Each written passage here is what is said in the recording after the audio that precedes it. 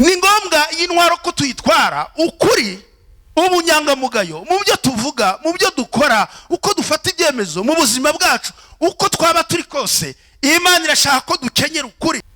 Mwari muzi ko Umwuka Wera ari utujyana kugeragezwa? None abantu basigaye birukana ibigeragezo. Reka mbabwire amasengesho apfuye. Tunahamakia pepo, twirukanya amakuba y'ibigeragezo. Reka data we, hahirwa uwihanganira ibimugerageza. Nta wirukana ibigeragezo, ahubwo arabyihanganira. Nigeze nyasenga rimwe, naye nihaye gahunda ndasenga, naye mu byutse nsenga amasengesho y'iminsi 9. Ku munsi wa 8 nka saa 11 ndaraba.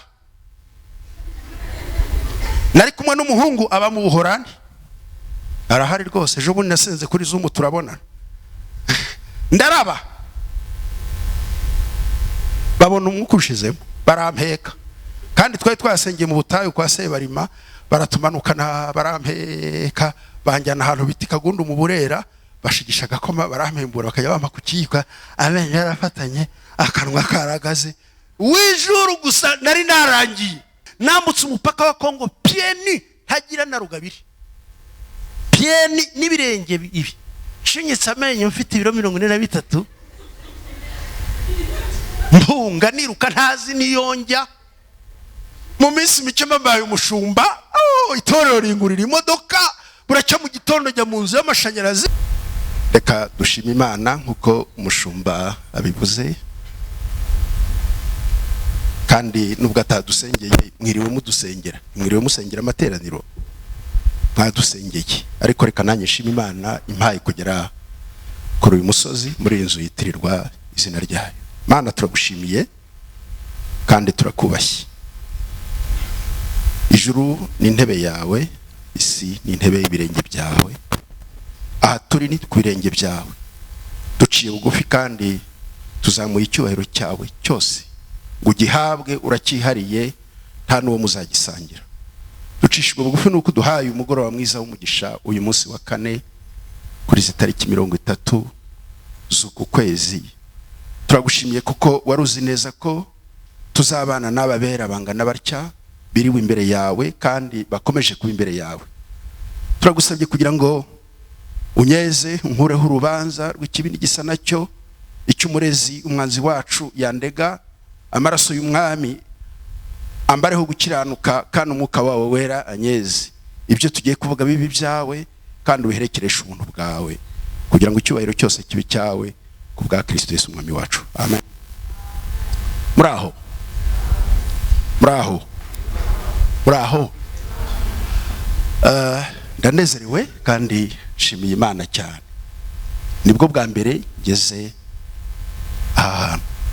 Shiloh Prayer Mountain Church. Nibwo bwa mbere najya ndibona kuri YouTube, kuko njashakishaho nakura ijambo ry'Imana, nkajya aho ngaho habona. Kandi ndashimira ubutumire umushumba wanyu Bishop Esther Oliver Murekatete. Afite amazina meza, afite amazina meza. Wadutubiye kubana namwe, kandi ndashimira ikaze, ndashimira ubuntu bw'Imana mbasanzemo, kandi ndashimira cyane uko mundamukije. Nitwa Pastor Masumbuko Ngendahayo Yosua. Masumbuko ni izina ribi, izina risobanura imiruho, ni Igiswahili. Nitwa Masumbuko, miruho. Ndashimira Yesu karuhura, sinkiri Masumbuko. Ariko iryo zina ndarikunda cyane. Muzi igituma ndikunda? Riri muri Bibiliya, Imigani, igitabo cya Yobu, ibice 14. Ntabwo ngiye kubigisha, ndababwira izina ryanjye. Riravuga ngo umuntu wese wabyawe n'umugore arama igihe gito cyuzuye imiruho. Twese rero turi ba Masumbuko, kereka utarabyawe n'umugore. Muzi umuruho aho ukomoka? Ku cyaha. Izina ryanjye rero ni izina ribi, ariko ry'amateka y'ubuzima bw'umuryango n'amateka y'iki gihugu cyacu cy'u Rwanda. Ndubatse, mfite umugore, mfite n'abana, ntababwira umubare kuko si ngombwa, ariko mfite umugore, mfite abana benshi kandi mfite n'abuzukuru babiri. Ndakuze rero, ndakuze ariko sinshaje cyane, ariko niho ndi kugana. Ntuye muri uyu mujyi wa Kigali, ntuye Masaka, kandi ndi umushumba mu itorero rya Pentecote ADPR, ariko ubu natangiye ikiruhuko cy'izabukuru, ndi umubwiriza butumwa utagira umupaka.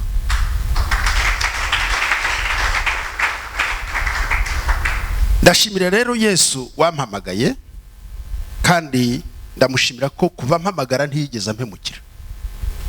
Ni umwami mwiza rero, nuwo kwifuzwa, kandi abo yagiriye neza dukomeze twemera ubuhake bwe. Ahaka neza, ahemba neza, kandi atubikiye ubwami butazahanguka. Rero uyu munsi umushumba yadutumiye, nuko nanze kuvuguruza umushumba kuko yansabye. Namwe burya numvaga naza gutangirana namwe mu gitondo kugira ngo nze kugira nimugoroba nanjye hari icyo nahawe. Kwigisha inyuma y'abandi birakuvuna, kuko usanga bari mu yandi mavuta wowe ukiri hasi. Urero ubutaha nimuntumira hari umunsi nzaza nicara aha nanjye numva abandi, kugira ngo mbone uko nahembuka, mbone icyo mbwira abandi hari icyo nariye. Ariko kubyo umushumba yadusabye kuganira namwe, naramubwiye nti si intego mushaka ko tuganiraho ni iyihe? Ama intego rusange y'uyu mwaka dusanga mu Befeso igice cya 6 duhere ku murongo waho wa 10, niho nifuje ko tuganira. Kandi intego ubwayo iravuga ngo kumenya kurwana urugamba rw'umwuka. Hari nasoma, ndagira ngo mbabwire abakirisito twese, iri jambo ni Pawulo intumwa yandikira abizera b'ibihe byose. Yavuze ko abakiriye Yesu bagira amazina menshi kandi bakagira n'imirimo myinshi, ariko umurimo uduhuza twese abakristo abakiriye Yesu nk'umwami n'umukiza, turi abasirikare. Haleluya. Turi abasirikare beza, kandi turwana urugamba rwitwa intambara nziza. Niyo mpamvu uru rwandiko Paulo yandikiye Abefeso n'urwandiko rwiza, kandi n'urwandiko rw'inkoramutima ya Paulo, dore ko yanarwanditse ari muri gereza. Aho yari afungiye rero yari arinzwe n'abasirikare babiri bamucunga ku manywa na nijoro. Nuko aza kubareba, arabitegereza, amaze kureba imyambarire yabo, umwuka wera amuha inspiration, aramubwira ngo aba basirikare bakurinda batyo, ubwire abakristo bihe byose ko nabo bakwiriye kuba abasirikare bambaye nk'aba ngaba. Nageze hano mbona nta bantu bakuze cyane barimo, ngira n'amahirwe ko burya igisirikare kenshi gikorwa n'abantu bakiri bato, ariko bakaba bayoborwa n'abantu bafite experience, bakuze nkanjye n'abanduta. Arangije arabandikira arababwira ngo ibisigaye, n'umurongo wa 10, Abefeso igice cya 6, ibisigaye mukomerere mu mwami no mu mbaraga z'ubushobozi bwe bwinshi, mwambare intwaro zose z'Imana kugira ngo mubashe guhagarara mudatsinzwe. Mudatsinzwe n'iki? N'uburiganya bwa Satani. Kuko tudakirana n'abafite amaraso n'umubiri, ahubwo dukirane n'abatware, n'abafite ubushobozi, n'abategeka isi y'umwijima, n'imyuka mibi y'ahantu ho mu ijuru. Nuko rero mutware intwaro zose z'Imana kugira ngo mubashe gukomera ku munsi mubi, kandi murangije byose mubashe guhagarara mudatsinzwe. Muhagarare mushikamye, mukenyeye ukuri, mwambaye gukiranuka nk'icyuma gikingira igituza, mukwesa inkweto arizo butumwa bwiza bw'amahoro bubiteguza, kandi ikigeretse kuri byose mutware kwizera nk'ingabo, ariko muzashoboza kuzimisha imyambi ya wa mubi yose yaka umuriro. Mwakira agakiza kabe ingofero, mwakire n'inkota y'umwuka ariyo jambo ry'Imana. Musengesha umwuka iteka mu buryo bwose bwo gusenga no kwinginga, kandi kubw'ibyo mugumye rwose kuba maso, musabira bera bose, kandi nanjye munsabire mpabwe kuvuga nshize amanga, uko mbumbuye akanwa ngo menyeshe abantu ubwiru bw'ubutumwa bwiza, aribwo mbere y'intumwa yabwo, kandi mbohesherejwe umunyururu, mvuge ibyabwo nshize amanga nk'uko bikwiriye. Imana ishimwe cyane. Kwigisha ahantu ari bwo bwa mbere biragutonda, bigutonda kuko ntabwo uza bubwira, ntabwo uza bakuri imbere. Ubu bishop mwarabazi kuko arabayoboye, ariko ubu ntabwo mbazi, kandi buri abantu benshi baranzi. Sinshaka kuvuga ngo abanzi bamanika amaboko, ndabizi ko banzi. Kandi kwigisha abantu ijambo ari bwo bwa mbere aba ari ijambo riri ku mutima wabo, ariko kugira ngo uri transmitter rigere ku mitima yabo bisaba ubundi bushobozi. Kandi ubwo bushobozi Yesu yarabutanze, kuko yaravuze ngo icyakora muzahabwa imbaraga umwuka wera nabamanukira, muzaba abagabo bo kumpamya, uhereye iwanyu Yerusalemu ukazenguruka ukazagera no ku mpera y'isi. Kandi uwo mwuka niwo tumazemo iminsi twibuka Pentecote. Tuje ko twaganira cyane uko twamenya uburyo twarwana izi ntambara z'umwuka mu buryo bukwiriye, kuko hari n'ababirwana nabi. Urwandiko rw'Abefeso, munyihanganire kuko bambwiye ko bampaye isaha cyangwa iminota 50, murambwira aho mpagarikira. Saa moya n'igice, murakoze. Ntabwo mba ngifite ibyo mvuga. Aha haravuga ngo izi ntambara kuzirwana, ariko tukazirwana neza mu buryo bukwiriye. Ndagira ngo tutari twinjira cyane mu ijambo, tureba ahantu Bibiliya yemera ko turi abasirikare, kugira ngo bitaba ibyanjye narindi ndi umushyitsi. Ndashaka ko twasoma mu rwandiko rwa kabiri Paulo yandikiye Timoteyo ibice 2 n'umurongo wa 3. Urwa kabiri rwa Timoteyo ibice 2 n'umurongo wa 3. Haravuga ngo ujye ufatanya nanjye kwihanganira imibabaro nk'uko bikwiriye umusirikare mwiza wa Kristo Yesu. Nta waba umusirikare kandi ngo yishyire mu by'ubugingo ngo bakinejeje uwamwandikiye ubusirikare. Uyu ni Paulo abwira Timoteyo, ujye ufatanya nanjye kwihanganira imibabaro nk'uko bikwiriye umusirikare mwiza wa Kristo Yesu. Abizera twese turabasoda.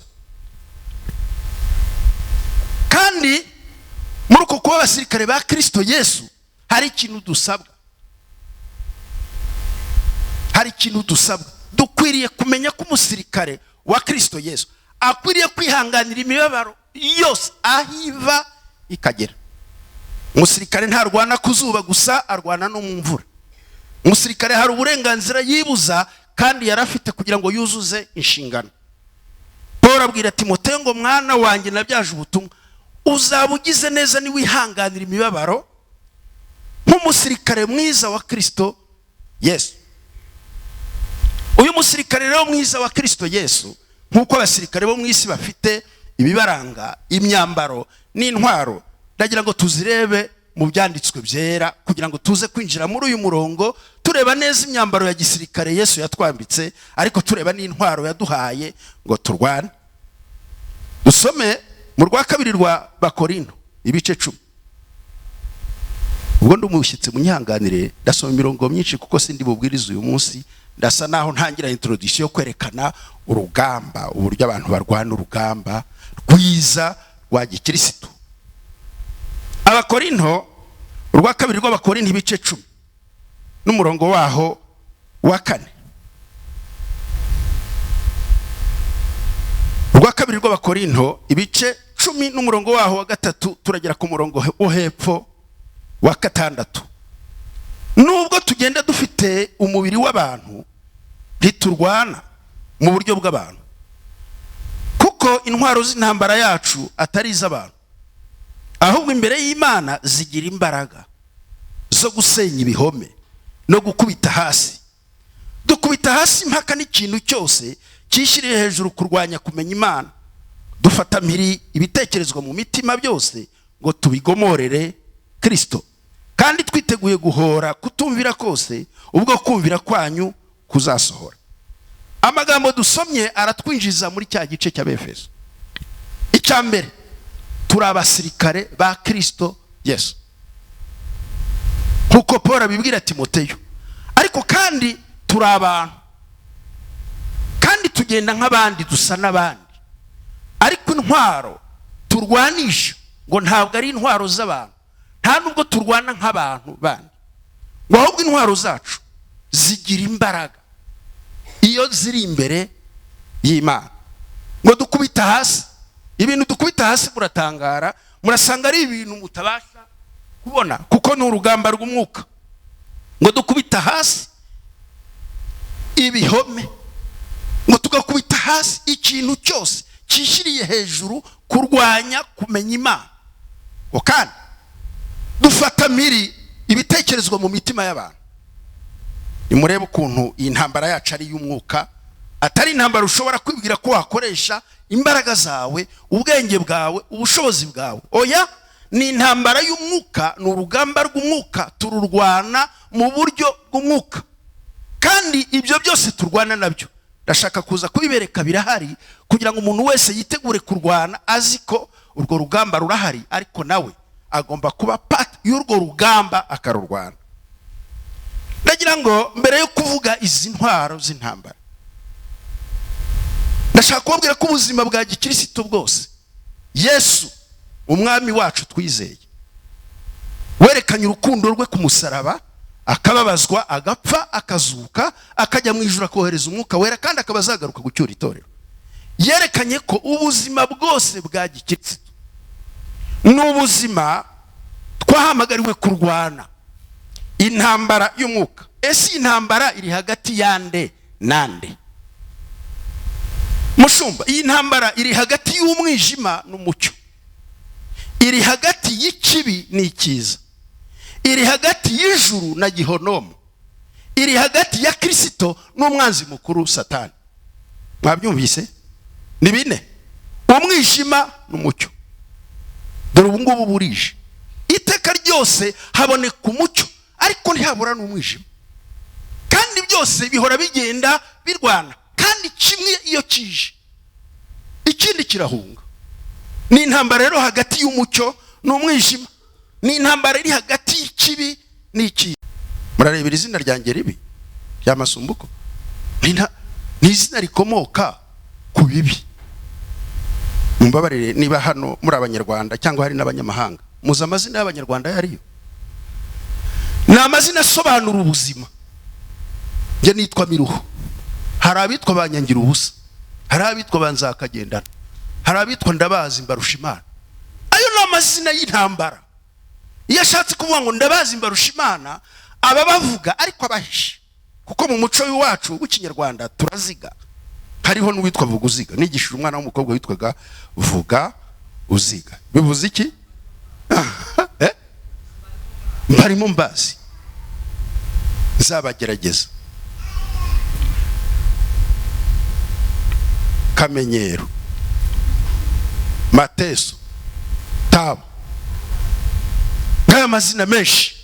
Ibi byose bigenda byerekana ngo hari ikintu kibi, ariko hari n'ikintu cyiza, kuko amazina sayo mabi gusa.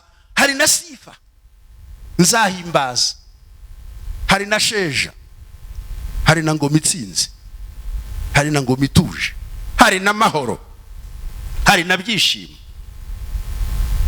ariko harimo na Marira, harimo na Byishimo. Ni intambara iri hagati y'ikibi n'ikiza, ni intambara iri hagati y'umwijima n'umucyo.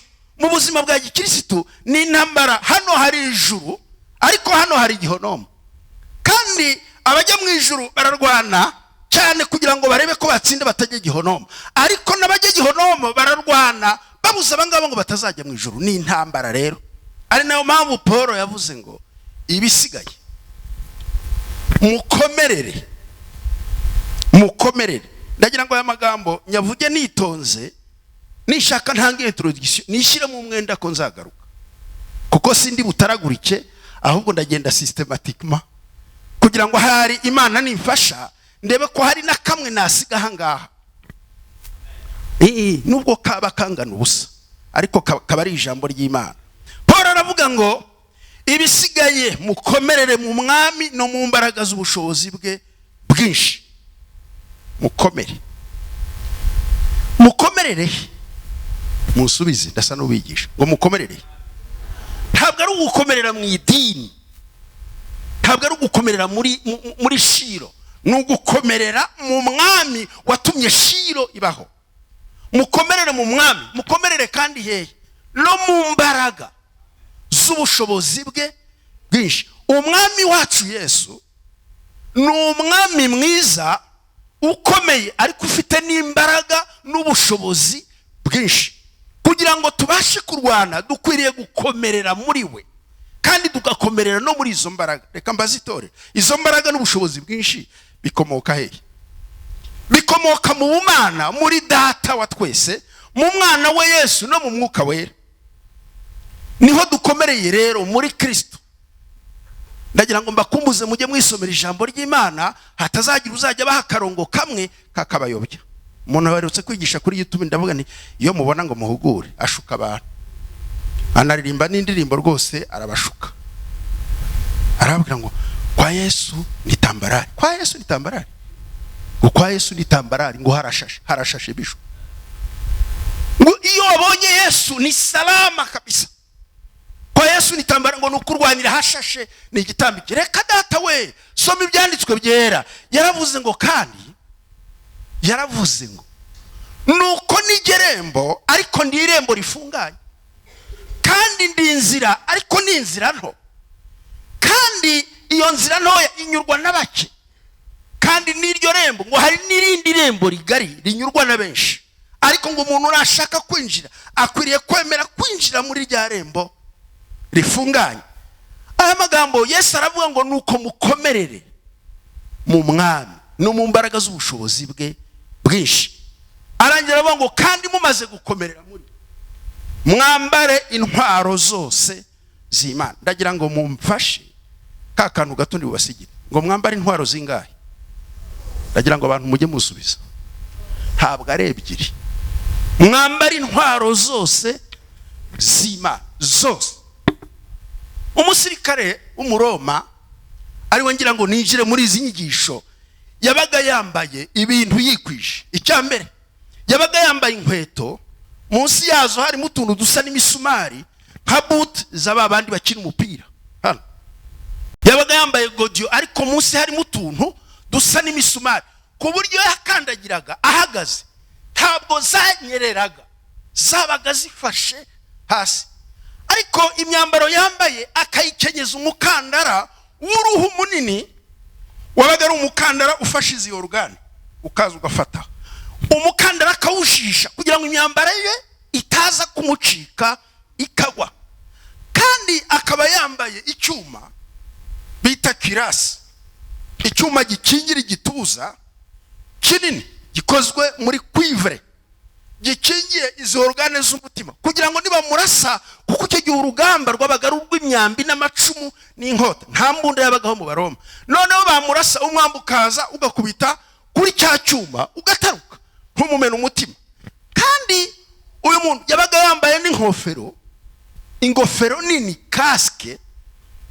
Nimugera iwanyu muze gushakisha kuri Google, byaroroshye murebe uwo yabaga yambaye casque. Akantu yahishaga ahantu kabaga gasigaye ni hano kujisho, nangaha narine aha humekera nakano, ariko handi cyabaga ari icyuma kimutwikiriye kugira ngo niba namurasa mu mutwe, kuko ahantu umwanzi akunda kurasa, arasa ahantu habiri hitwa ingusho. Arasa mu gatuza ariho umutima, ariko akarasa no mu mutwe, kuko iyo akurasha umutwe kwisha maneno, iyo yakurasha umutima biye byarangiye. Nibura yakurasha akaguru uba akajoro itari kukabaho, ariko yakurasha umutwe byarangiye. Arangiza ngo mwambare izo ntwaro zose z'Imana, kandi nimumara kwambara izo ntwaro zose z'Imana ngo nibwo muzabasha rwose guhagarara ku munsi mubi. Akimara kubabwira izo ntwaro ndazibabwira nihuta, ariko ntabwo umuntu ashobora kwambara intwaro atazi umwanzi arwana nawe. Ubundi kugira ngo urwane n'umuntu ugomba kumenya umwanzi. Ese abanzi bawe ni bangahe, bangana iki, bafite ibihe bikoresho? Reka babwire mu magambo make umwanzi wacu. Niyo poe ya mbere. Umukristo n'umusirikare ariko akwiriye kubanza kumenya umwanzi arwana nawe wari. Rutse kubona umuntu avuga ngo ka Satani ngo turagakandagiye. Oh man, ndababara. Kandi Bishop ngo ka Satani, Satani yarijije Yesu amarira amubiza ibyuya by'amaraso. Ntabwo ari ka Satani niwe mwanzi wacu mukuru. Ndashaka kubabwira uwo ari we. Simuvuga kuko mukunda, ariko ndamuvuga kugira ngo mwibutse abakristo bamenye umwanzi turwana nawe uwo ari we. Ntabwo ushobora kurwana n'uwo utazi, ntabwo ushobora kurwana n'amayeri y'umuntu utazi. Sindi bujye mu buhamya, ariko jewe ndi karate kadimitiye. Nakoze karate imyaka y'ubuzima bwanjye. Nimunandeba murareba amaguru, politika ryose ndatekinze sa n'umuntu ugiye kurwana iteka, amaguru yaragagaye. Kubera nibyo nakuriyemo, natangiye karate mfite 12 ans, nyireka mfite 30 n'indi, maze ku pastor nibwo naretse kujya muri ringi. Ariko bakubwira ngo urarwana na kanaka, wabanza kubaza ngo ariko se yakoze training ingana iki, afite ceinture yiyi, ese arwanira iburyo cyangwa arwanira ibumoso, ese akoresha akaguru n'akaboko k'iburyo cyangwa ko buri muntu wese agira uburyo bwe. Hari abazi uburyo cyane, hari n'abazi ubumoso cyane. Iyo bamaze kumenya umwanzi wawe ko ari umunyarumoso, ukubita hahandi afite imbaraga, kandi nawe yamenya aho ukubitira ko ari iburyo azarwanya hahandi ufite. Niyo mpamvu abakristo ndagira ngo bamenyeshe ko dukwiriye kumenya umwanzi wacu. Bahungu ba Yesu, bakobwa ba Yesu, babyeyi yemwe bamenye Yesu, dukwiriye kubanza kumenya umwanzi wacu ngo tubonye uko turwana nawe. Reka muvuge muri make, ndamuvuga mu bintu bitandatu. Umwanzi wacu ni umwanzi wiyemeje kurwana kugeza ku munota wa nyuma. Ni umwanzi utajya areka kurwana. Agutega none yakubura akagutegejo, agutegera kuri iki yakubura akagutegera ku kindi. Niyo mpamvu abakristo n'abarwanyi bahora barwana iteka mchana na usiku, manywa na nijoro. Kubukijijwe wakiriye Yesu, baye umusirikare wa Yesu, uzarwana kugeza igihe wiyambuye uyu mubiri upfa ukambara kudapfiteka, nibwo uzasezera ku rugamba. N'umwanzi wiyemeje. Kandi cya kabiri ni umwanzi bita umurimbuzi. Ararimbura. Akazi cye ni ukwiba, ni ukwica no kurimbura, ntajya aryama. Icya gatatu ni umwanzi ugira amayeri menshi. Iri jambo uburiganya mu Kigiriki ni strategia, ni strategy. Uburiganya bwa Satani ntabwo ari uburiganya bwa bundi bwo kubeshabesha, ahubwo agira amayeri menshi. Ndaza kubaho urugero kugira ngo tuze kwinjira neza murebe ukuntu dukwiriye kurwana nawe. Agira amayeri menshi, ariko buriganya. Icyakane, uyu mwanzi wacu arwana mu buryo bw'umwuka, spirituellement. Niyo mpamvu muri Yohana havuga ngo ntimukemere imyuka yose, ahubwo mugenzure imyuka, kuko imyuka yose itava ku Mana. Hari n'imyuka ya Satani, kandi iyo myuka ishobora kwigereranya ikagera igihe kishushanya n'umwuka w'Imana. N'abakozi Satani akoresha abakozi bakiyita abakozi b'Imana, kandi ari abakozi bande ba Satani. Ni intambara y'umwuka. Uyu mwanzi rero ni umwanzi urwana mu mwuka. Icyaga cya gatanu ni umwanzi ufite imbaraga, ari strong. afite imbaraga pe. Ntabwo ari umuntu bavugiriza induru. Yambona mu matorero menshi bamuvugiriza induru, turamwamaganya. Ntabwo ari imbwa bavugiriza induru.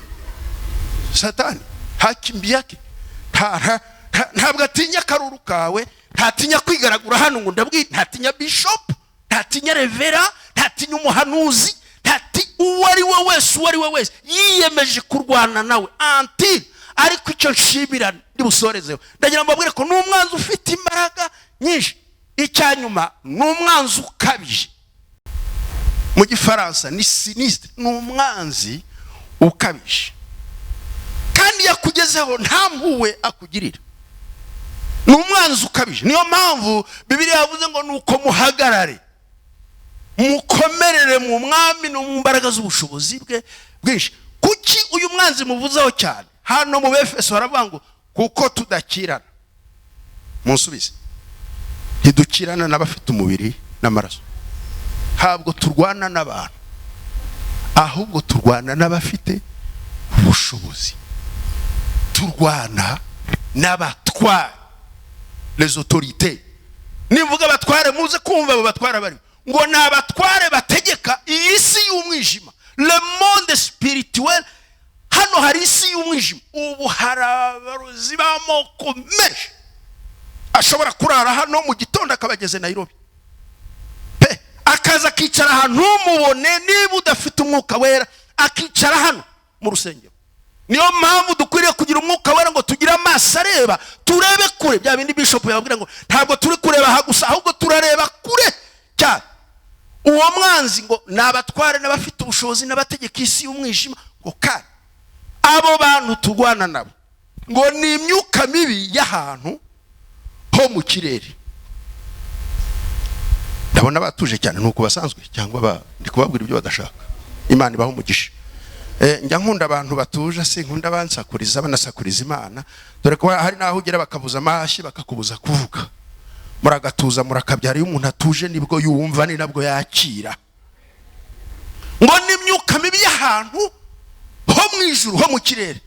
Uwo mugabo w'umusenzi mwiza kandi Bibiliya yemera yigeze asenga, agisenga ijuru rimanura igisubizo kuza gushyira Daniel ku ruzi Hidekeli.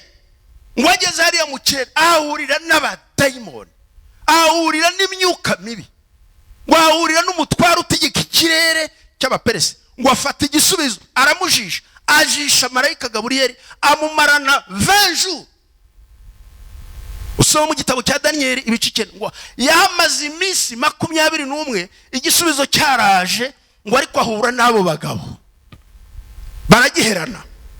Ngo kugeza igihe ku munsi wa 21 urugamba rwakomeranye Daniel nawe ngo aravuga ngo ndasenga simpava nabonye igisubizo. Ngo ku munsi wa 21 ngo bahamagara mu ijuru baravuga ngo nyabuneka twabuze igisubizo, munyoreze umutware w'ijuru witwa marayika Mikayeli, ariwe mugaba mukuru w'ingabo zo mu ijuru. Ngo araza avana igisubizo mu maboko y'aba batware b'Abamedi, ngo akizanira Daniel amusangaho, ngo yarembye yenda gupfa. Turwana n'imyuka mibi y'ahantu ho mu kirere. Ni ngombwa kumenya uyu mwanzi. Ariko ndagira ngo mvuge ijambo rya nyuma. Uyu mwanzi nubwo akomeye, nubwo ari kirimbuzi, nubwo afite strategy, ni umwanzi watsinzwe. Mukomere Yesu abaze, ni umwanzi watsinzwe. C'était l'ennemi déchu, yaratsinzwe. Ariko nubwo yatsinzwe aracyafite ububasha bwo kurwana. Ariko yaratsinzwe. Murambwira ngo yatsinzwe ryari? Yaratsinzwe uwo munsi Yesu ajya ku musaraba.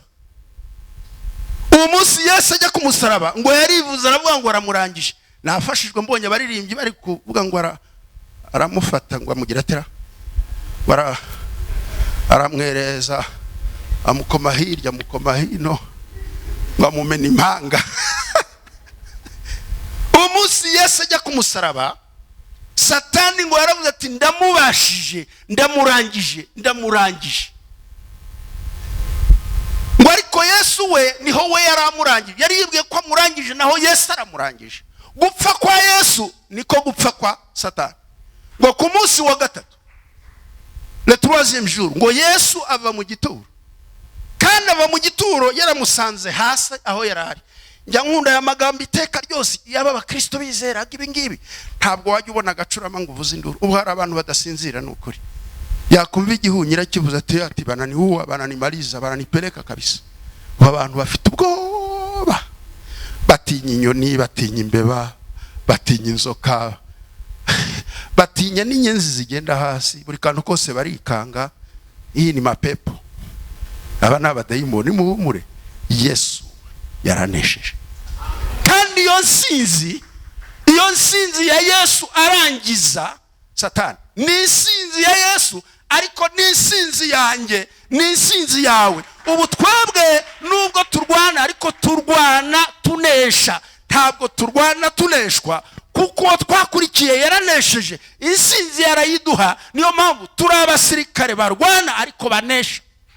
Bwana sifiwe sana. Satani ni umwanzi watsinzwe. Umurongo ubyerekana ni urwa mbere rwa Yohana ibice 4 n'umurongo wa 4. Urwa mbere rwa Yohana ibice 4 n'umurongo wa 4 haravuga ngo bana bato ntimutinye mwe mwaramunesheje, kuko uba muri mwe aruta uri mu bisi. Uba muri mwe aruta uri mu bisi. Mbese ninduba muri mwe, Yesu yaravuze ngo kandi nzasaba Data boherereza umufasha, uwo mufasha bisi ntibamureba ntibanamuhabwa, ariko mwebwe azabana namwe, azatura muri mwe, ari wo Mwuka Wera. Umwuka Wera afite imbaraga ziruta iyo myuka mibi, niyo myuka mibi nawe afite ububasha. Uri muri twe aruta cyane uri mu bisi. Muhumure, nubwo uyu mwanzi akomeye, ariko uturimo niwe watsinze uwo nguwo. Ndashaka kwinjira cyane muri izi ntwaro, ibintu bike nishyire mu mwenda. Icyambere, umurongo wa 11 aravuga ngo mwambare intwaro zose z'Imana. Nisubiramo, umwambare intwaro zose z'Imana. Ni intwaro eshanu. Ni zingahe? Eshanu. Izo ntwaro bazita intwaro za protection, zo kuturinda. Ndabakumbuza gusoma ibyanditswe byera kugira ngo hatagira umuntu ubashuka. Abarokore bafite akantu kamwe bahaye agaciro kuruta ibindi. Abarokore bakunda amasengesho kuruta ijambo ry'Imana. Bazi kwiyiriza n'ubutayu babujyamo. Imisozi barayimaze, Kizabonwa, Kanyarira, Samatari, Banguka ngutabare, Urusesa Imanza. Nigeze ndujyamo nanjye urwo Rusesa Imanza. Hari ikibazo nigeze ngira ndabana, ariko ubu ndumva nanjye nagenda cyane. Ikibazo, ntugasenge ikibazo cyabaye, senga, kuko ubuzima bw'umuntu w'Imana na amasengesho ahoraho. Ntugasenga ari uko byaje, ayo bayita amatakirangoye. Abarokore bazi cyane ako gace gato, bazi ko gusenga ari intwaro. Oya, gusenga ni igice kimwe, ariko hari intwaro zingahe? Eshanu ziturinda ngo tubone uko turwana urugamba rw'umwuka. Intwaro ya mbere, Paul aravuga ngo mwambare intwaro zose z'Imana. Nabonye hano muri abasirimu n'ukuri, nabonye mwambaye neza, nabonye abajyanishije, nabonye bambaye ibihenze, nabonye isaha zihenze. Yanjye mperutse kwikandagirira ameneka, ntayo mfite. Sawa. Ubundi umuntu warimbye nta gace asiga, arimbisha umutwe akamanuka akagera no kurwara. Umuntu warimbye ntibagirwa hano inyuma, ahubwo handi harimbisha mbere y'ibindi. Umuntu warimbye ararimba, akarimbisha n'umunwa, akarimbisha n'amenyo, agashyira n'akagatijikoto mu matwi, kandi akareba ko yambaye yikwije. Mwambare intwaro zose z'Imana zose. Ntabwo bambara imwe ngo bajye ku rugamba. Iyo wambaye imwe ukajya ku rugamba barakumena, kuko ntuzi aho umwanza guturuka. Niba utifurebye ahangaha niho arasa, niba wibagiwe inkweto aratega mine. Ni ngombwa kwambara intwaro zose z'Imana. Izi ntwaro eshanu ndagira ngo nzivuge nihuta. Intwaro ya mbere, mukenyeye ukuri. Ukuri, la vérité.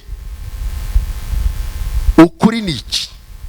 Yesu yaravuze muri Yohana 14 n'umurongo wa 6 aravuga ngo nige nzira, nijye kuri nijye bugingo.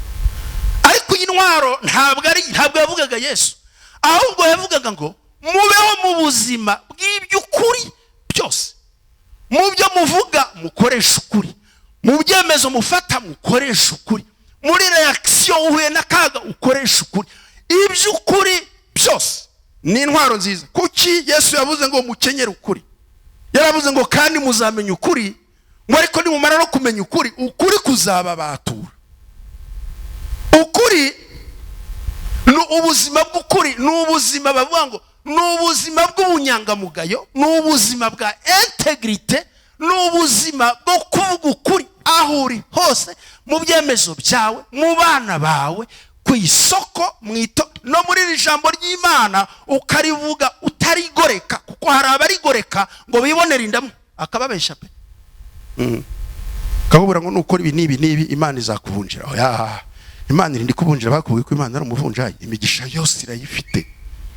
Ifeza n'izahabu ni ibyayo, inka z'ibirarashyamba ni ibyayo. Niyo yimika abami ikimura abandi, ishyira hejuru bamwe kandi igashyira abandi hasi. Ntabwo wakorerwa yibwira ngo irakubunjira se kuri. Iyo ibishatsi bigusukaho bikakurenga. Niyo mpamvu ukwiriye kubaho mu buzima bw'ukuri. Imana irihagije kandi ifite byose mu maboko yayo, ariko urashaka ko ubuzima bwawe ubuzima bw'ukuri. Iyi ntwaro y'ukuri muzi impamvu ari intwaro irwanya Satani? Ndashaka kubaza abakristo b'iri torero, Satani akoresha iki? Satani ni umunyabinyoma. He is a liar. Uburiganya bwe bwose nta kindi akoresha iki? Ibinyoma. Ni se w'ibinyoma. Niyo mpamvu mu gitabo cy'Ibyahishuriwe aravuga ngo abantu batizera n'abakora ibizira n'abasenga ibishushanyo, ngo n'umuntu wese ukunda kubeshya akabikora. Kubeshya ni intwaro ya Satani, ariko ukuri niyo ntwaro inesha ibinyoma bya Satani. Mukenyere ukuri, mukenyere ukuri. Ukuri ni intwaro igufata mu nda ukagenda wemye, ukanavuga ngo naho napfa ariko ndi mukuri. Ni intwaro inesha ibinyoma. N'ubuzima bwitwa ubuzima bw'ukuri bwa integrity. Mumbabare nimvuga no mu Gifaransa cyangwa Icyongereza, no kugira ngo abantu bumve. Ujye ugira ukuri. Niba hari icyaha Satani yaneshesheje abakristo benshi, mumbabarire, ndi imbere y'Imana kandi ndi umusaza, ndi umubyeyi. Niba hari ikintu cyanesheje abarokore, ibinyoma. Ibinyoma. Wiriwe he mada? Sinzi aho niriwe. Uri umusazi ku buryo utazi aho wiriwe. Unaenda wapi dada? Mimi sijui bwana. Ntuzahujya warasaze ku buryo utazi kuvuga ukuri. Yesu uriya muntu umupfana iki? Hari ukuntu ubu noneho niyo bagiye kwihana nabwo bihana bakoresheje ibinyoma. Imana imbabarire uko nabitekerejeho nuko nabigenje.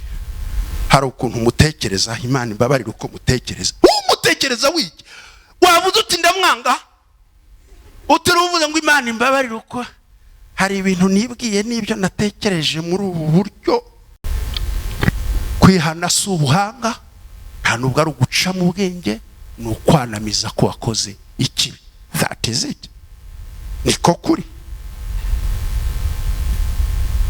Ni ngombwa iyi ntwaro ko tuyitwara ukuri, ubunyangamugayo mu byo tuvuga, mu byo dukora, uko dufata ibyemezo mu buzima bwacu, uko twaba turi kose. Imana irashaka ko dukenyera ukuri, kuko umwami waduhamagaye niwe kuri, kandi arashaka ko tuba abanyakuri iteka cyose. Ni intwaro inesha uburiganya bwa Satani. Intwaro ya kabiri, kandi mukenyeye ukuri ariko mwambaye icyuma gikingira igituza cyitwa gukiranuka. Gukiranuka ni iki? Ubundi Yesu agiye ku musaraba yaravuze ngo unyizera wese ahawe. Murambabarira abavandimwe, muri iyi minsi hari inyigisho z'ubiyoma zateye cyane cyane urubyiruko. Bishop zitwa abanyabuntu, ubuntu butangaje. Once saved, always saved. It's wrong. Reka mbaririmbire umuntu wakijijwe. Bisemo guhora nkizwa, ngashingwa mu gakiza ke, sinzaba mu gakiza ke. twarakijijwe umunsi twizeye Yesu atubaraho gukiranuka, ariko ubuzima bwacu bwa buri munsi budusaba gukomeza gukizwa. Uko tuneshejwe tukabwira umwami ngo twacuritse utubabari, tukagenda tunesha turwana dukizwa kugeza igihe tuzagerera kuri ya nyanja ya nyuma ya Yorodani. Nitumara kuva muri ya mazi tuzaba dukijijwe by'iteka ryose, ariko ubuzima bwacu ni ubuzima bwo guhora dukizwa. None uyu munsi baravuga ngo Yesu yarangirije igorogota, musambane, mwibe muhemuke. Yesu uw'Imana yahaye ubugingo ntabwo izaba umwaka uwo ngo tupu. Ni ngombwa kumenya ko ubuzima mwambaye gukiranuka nk'icyuma gikingira igituza. Imana idufashe. Gukiranuka ni iki? Gukiranuka ni ubuzima bwo kwezwa, ubuzima bwa pirete, kugira umutima ubone. Yesu yaravuze muri Matayo 5:8 haravuga ngo hahirwa b'imitima iboneye, musubize, kuko aribo bazabona Imana. Kandi Yesaya yahanuye Yesu muri Yesaya 35:8, kandi hazaba inzira nyabagendwa izitwa inzira yo kwera, abanduye imitima ntibazayicamo, ahubwo iyo nzira izaba iy'ababandi. Abagenzi naho bababaswa ntibazayiyoba. Ni inzira yo kwera no gukiranuka. Mwambaye gukiranuka nk'icyuma gikingira igituza. Ni ubuzima bwa purite, ukezwa ku gito ku kinini, kandi ugahora wumva ko ukwiriye kwezwa koko. Kuki? Imigani 4:23. Nimwumva urwo rugamba. Rinda umutima wawe kurusha ibindi byose birindwa, kuko ariho iby'ubugingo bikomoka. Niyo mpamvu twambara gukiranuka ngo Satani atamena umutima akatwanduza. Kuko nshaje nshobora kuvuga iby'indirimbo za kera ntimuzimenye, ariko niza none zirabivuga. Hano iri jambo gukiranuka ryerekana ko iteka ryose ubuzima bwacu dukwiriye kurwana na Satani ngo atatwanduriza ubugingo bwacu mu byo dukora, mu byo tuvuga. Nyabuneka gukiranuka kukubera icyuma gikingira igituza. Iyo ni intwaro ya kabiri, kandi intwaro ya kabiri abakera, ntabwo ndi bugiye muri illustration, ndasa n'uwigisha. Umunsi umwe umugabo w'Imana wemewe n'Imana n'abantu yigeze ageragezwa. Abantu bakunda kumwigishaho, kandi nanjye ndamukunda, ni Yosefu. Bene se baramwanga, bamaze kumwanga baramugambanira. Mu ndebe hemwe bamugambaniye afite imyaka 17, yari umutini. Baramwanga. Ngo ni bande bamwanze? Musubize. Bene se, ses frères, ni bene se, bene nyina. Barangije ngo kandi bari bamuhoye iki? Ngo bari bamuhoye impano y'Imana yari imurimo, amavuta. Bishop, aya mavuta ajya atuma bashumba bicana, aya mavuta ajya atuma abantu bahemukirana, arandusha kwemerwa, aravuga ubutumwa abantu bakamukunda. Yosefu yari afite impano yo kwerekwa mu nzozi, kandi ibyo yeretswe bikabaho cyane. Ngo bene nyina barangije bati, aka gahungu katubwira ko kazadutegeka, mureke tukice, turabe izo nzozi zako uko zizaba. Izo nkuru murazize, ariko ndashaka kubabwira kwambara gukiranuka nk'icyuma kirinda ubugingo. Baramugurishije kugeza igihe yagiye aragenda arageragezwa, agera mu Egiputa, agera no kwa Potifari. Mu ndebero rubyiruko, ngo umugore umutware witwa Potifari, kubera umuntu wakirijwe rero ajya agira ikintu bita favor. Favor ni iki?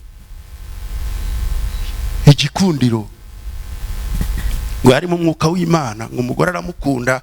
Abantu rero bakijwe muri abe maso, abasambanyi nimwe bashaka cyane. Ubu hari abahungu bajya bitokeza bakaza mu itorero, atagitinga uriya mukobwa kavuga ati nzigira nk'uwakirijwe ningira kwa Bishop, ariko ndamushaka. Aragushaka ariko ntabwo arakizwa. Nutaba maso azagutwara, uzakanguka wararongowe na shitani. Niyo mpamvu dukwiriye kwambara intwaro zose z'Imana, ariko tukamenya gukiranuka. Ngo arakiranutse, amaze gukiranuka uyu mugore ngo aramureba aramubwira ngo, yewe mwana, dore databuja amaze kuguha urugo rwe rwose, none hari ikintu ngushakaho, naragukunze. Nijambo mfite abana bangiye benshi n'abasore n'inkumi, iteka mba nteze amatwi, I love you. utu nutukigwere basomanira kuri telefone, I love you. Ariko yemwe love, what's love? I love you. Yes, I love you. Iko mwabaye muzasomana na shitani, muzahoberana n'abadayimoni mutabazi. Ababwira ko babakunda, gerageza urebe mbese imbuto ze nizihe. Ngo umugore aramubwira ati naragukunze, arangiza aramubwira ati ye nibyo, ngo ariko arangiza aramubwira ati kandi urukundo nagukunze ndakwihaye, ndashaka ko dusambana. Arabwira umurokore wavuganye n'ijuru ari muto, kandi arabwira umwana utari iwabo, arabwira umwana wanzwe ni wabo, arabwira umwana uri mu gihugu cy'abandi, arabwira umwana umaze imyaka 10 ari mu gihugu kitari icyabo. Ariko ngo arangije aramubwira ati rero uyu munsi leo nimwumve intambara. Ngo umunsi umwe shebuja yagiye amuhamagara mu rugo, ngo aramujyana, ngo aramubwira ngo nakwiteguye kandi n'icyumba cyanjye nagiteyeho n'ibihumura neza perfume. Uyu munsi nge nawe twembi kuko databuja ntawe uhari, nimwumve intwaro yitwa icyuma gikingira igituza. Ngo aramubwira ngo yewe mabuja, databuja yamaye uru rugo rwe rwose, kandi mfite amahirwe yo kuba ndijera w'ibyanyu, ariko umuntu atampaye ni wowe, kandi kuko atakumpaye ndagira ngo ngumenyeshe ijambo rimwe, ntabwo databuja yakumpaye, ariko Bwana sifiwe sana, hari Imana ya data, hari Imana ya sogokuru, hari Imana ya Aburahamu. Ntabwo nahangara gukora icyaha ngo niyanduze imbere y'Imana ya data, ntabwo mbikora. Ngo ahita mufata ikoti aramushikuza ajya hanze, aravuga ngo wa munyagano yamfashe. Satani ni umunyabinyoma. Ngo ariko Daniel Yosefu waramanuka, baramuha bamujyana mu nzu y'imbohe, yicara mu nzu y'imbohe avuga ngo ndafunzwe ariko narakiranutse, ndafunzwe ariko ndi umukiranutsi. Ngo arangiza akayabwira Imana ngo nubwo ndi kure y'iwacu ariko na hano urahari, kandi wibuke ko uyu mugore nta cyaha nakoze. Mwambare gukiranuka nk'icyuma gikingira igituza, kandi mukenyere ukuri. Ngiye intwaro inesha.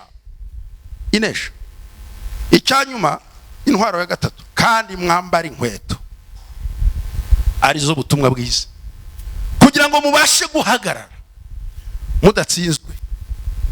Izo butumwa bwiza bubiteguza bw'amahoro. Ndagira ngo mbabwire ijambo rikomeye riri muri iyi ntwaro, ni intwaro y'amahoro. Yesu yazanishije amahoro amaraso. Yesu yazanishije amahoro ku musaraba, na amaraso yaduhaye amahoro. Kandi arangije ndagira ngo mbabwire uwo murage, ntabwo abigisha benshi baranabivuga ariko si benshi. Yesu yagiye kujya mu ijuru abwira abigishwa, barababwira ngo mbasigiye amahoro. Haleluya. No kuri pe, mbasigiye amahoro, kandi abo ngo amahoro yanjye ndayabahaye, kandi amahoro mbaha ntabwo isi yatanga, ariko mbasigiye amahoro kugira ngo mumenye ko mu isi muzababazwa, ariko muhumure jewe nanesheje isi, kandi muhumure amahoro yanjye ntawubasha kuyabaka. Ariko Yesaya yaravuze mu bice 49 n'umurongo wa nyuma, aravuga ngo nta mahoro y'abanyabyaha niko Uwiteka Imana yanjye ivuga. Aya mahoro ubutumwa bwiza Yesu yaduhaye, abamaze gukizwa buzuye umwuka wera, yaravuze ngo musohoke mugende mubwiriza abantu bose, muhindurire abantu bose kuba bigishwa banjye, kandi abazizera mu babatize. Dore ndi kumwe namwe uhereye none ukagera iteka ryose. Ngiyi Great Commission twahawe, niyo gusohoka tukavuga inkuru nziza y'amahoro. Mubuze iyo nkuru nziza y'amahoro, reka nyibasigira hano. Yohana 3:16 tujyane. Kuko Imana yakunze abari mu isi cyane, mubivuge, kuko Imana yakunze abari mu isi cyane, byatumye itanga umwana wayo w'ikinege, kugira ngo umwizera wese atarimbuka ahabwe ubugingo buhora. Ngaya amahoro ya Yesu abantu, umwizera wese. Hii ndio habari njema, nibwo butumwa bwiza. This is the gospel. gospel nukubwira abanyabyaha ngo hari umwami w'abakunda, hari umwami wagiye ku musaraba, hari umwami ushaka ko mubabarirwa ibyaha. Dusohoke tugende tuvuge iyo nkuru nziza, nibwo butumwa bwiza bw'amahoro. Amahoro ikintu gikomeye. Hari indirimbo tujya turirimba mu ndirimbo zo gushimisha Imana, iravuga ngo amahoro Yesu, ntegereje ko arwa nyunganira, amahoro Yesu abantu hagira akagero ntarondoreka, ngo ajya ahumuriza abayafite, ngo n'utayata ntabwo yayakurwaho, ngo uwiringira Imana uwiringira ntabura amahoro meza adashira. Amahoro Yesu abantu be ntagira akagero, ntagira akagero. Hari undi muririmbyi waririmbye ngo umwami Yesu ankunda nta mahoro, kubwo imbabazi ze nyinshi nta mahoro, naho haza ibyago byinshi munsubize nta mahoro.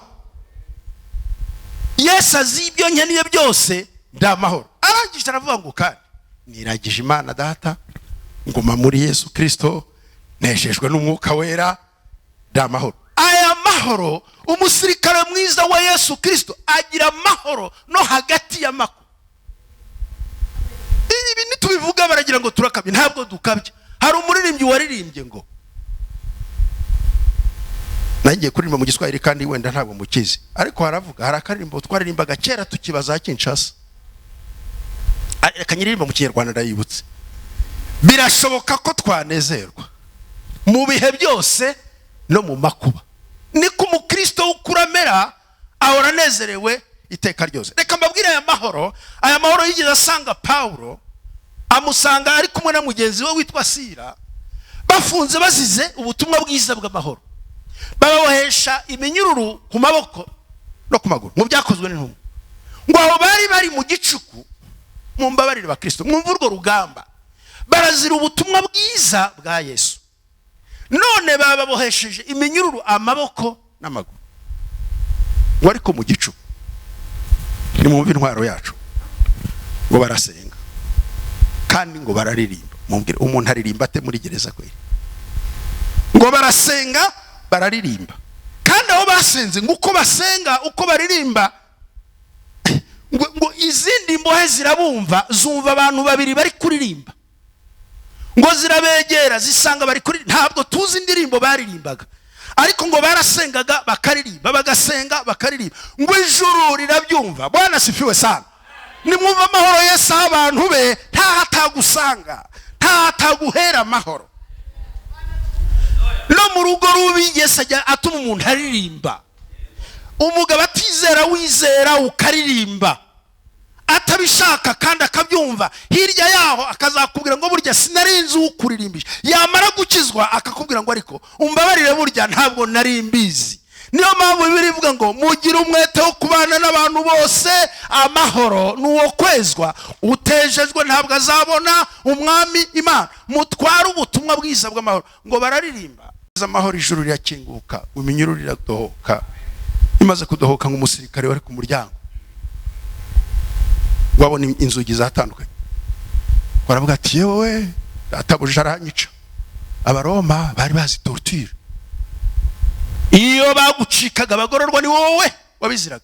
Ngo afata inkota, ngo aravuga ati aho kugira ngo ejo bankureho igihanga reka niyahure.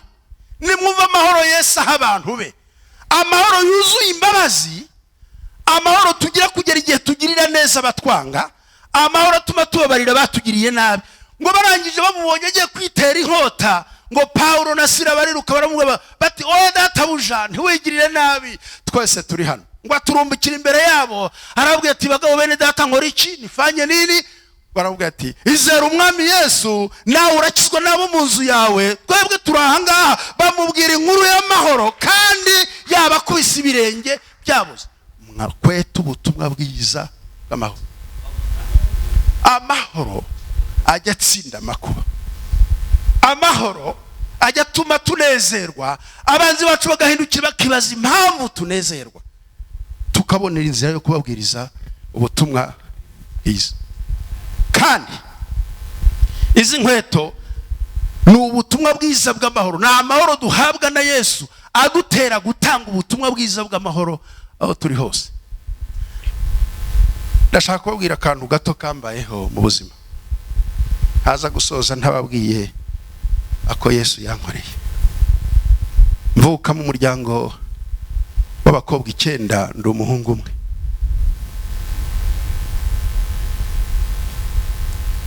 Mu muco wa kera mfite imyaka 64, nabutse muri 61. Niba ari byo nibyo nsimbizi kuko ariko icyo nzi nuko araho ndashaje. Murumva ndi muto, abafite 64 hano barambura ibiganza baha Imana icyubahiro.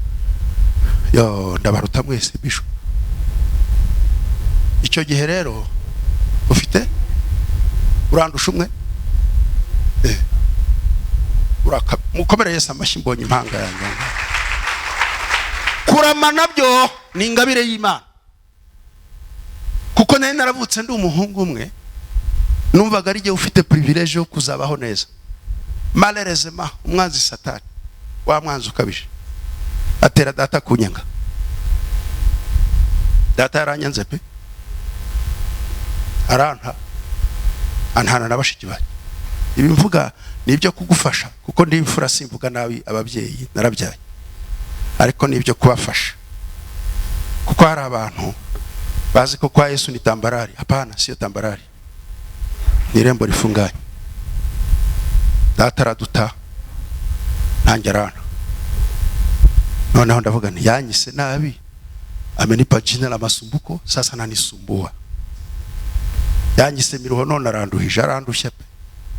Hirya yaho ndakizwa, maze gukizwa ngira ngo azankunda, aranyanga. Ntacyo namutwaye. Data yigeze antera 4. Mon père légitime, baba muzazi. Ibi ndabivuga ngo bigufashe,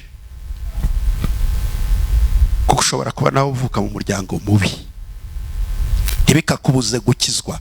Twahawe amahoro, dufite data wa twese uduha kugira amahoro mu makuba. Ndakizwa, ndameneka, data arangaranyanga. Umunsi umwe njya gusenga, njya gusengera ahantu kure, nari mfite ububyutse butabaho. Ngezeyo mpura n'umuhanuzi. Urakira ukabyara we, niko tuvuga mu Kinyarwanda. Senga nabi kugira ngo mwumve ko dukuriye kurwana intambara nziza. Hari abasenga birukana abanzi babo, turamuhiritse, turamutwitse, turamukongoye, turamuvuguse kwa jina la Yesu. Hapana, ntugakandagire ku gakanu k'umwanzi wawe. Ijambo ry'Imana rivuga, ariko mwebweho mukunda abanzi banyu, musabira umugisha babavuma, ntimukagira inabi mwituru wabagiriye nabi, ahubwo mwebwe mukunda ababanga. Munasikia habari ya maombi, amasengesho sayo kwica abanzi bawe. Ubu basigaye bafata amabuye bakajyana akanyarira, bagahirika babisha babo. Turagutembagaje, tembagara Marisiya nawe wanyiciye abana, ndagutembagaje. Basigaye batembagaza abanzi babo. Hari n'abarara babatwika, ndamutwitse ntagira amahoro ijoro, araguwe nabi mu izina rya Yesu. Uyu muntu wangiriye, kandi bimbabwira ndabizi ko bibaho. Ahubwo yaba yanapfuye ukavuga uti Imana ishimwe, Imana irantabaye, haleluya. Oya we, oya we, oya sha, byanditswe byera suko bivuga. Aho nagiye gusenga, nasenze amasengesho 3 mabi. Nabwiye Imana ni mwami, ufite imbaraga wowe wankijije, wakiza papa, umuokowe, umuhagakiza. Kandi niba udashoboye kumuhagakiza, je unyice unyure, ejo ntazarimbuka nkananirwa, ubwo ndiyahuye. Icya 3, kandi niba ubona ko nzagukorera, wese wamwishe nanjye ukansiga, ndataha. Kandi mujya mugira ngo Imana ntiyumva, irumva. Maze gusenga mu masengesho, hari amasengesho y'iminsi 5, nta namacandwe mira, ndatashye.